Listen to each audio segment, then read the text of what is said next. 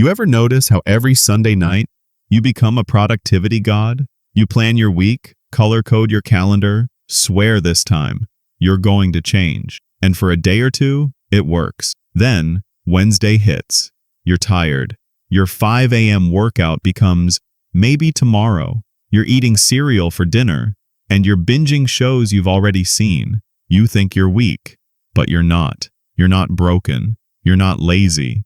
You're just trying to solve a systems problem with a willpower solution. Let me explain. The most disciplined people, they don't fight temptation every day.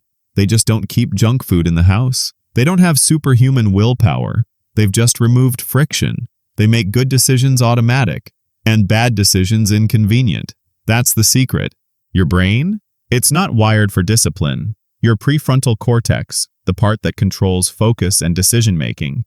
By the time you're 3 days into the week, it's like trying to run a marathon with a phone on 3% battery. Your brain doesn't need more motivation. It needs better design. Ever notice how your Sunday self is full of big plans, but your Wednesday self just wants survival? That's because your brain treats your future self like a stranger. So when you're exhausted, distracted, emotionally drained, you don't need another push. You need a smarter default. Here's what people get wrong about discipline. They think it's about trying harder, but trying harder often leads to crashing harder. That's the willpower trap. If you're constantly resisting, avoiding, battling, eventually you'll lose. Not because you're weak, but because you're human. So what's the fix? Design your environment. Put your phone in another room. Prep your meals in advance.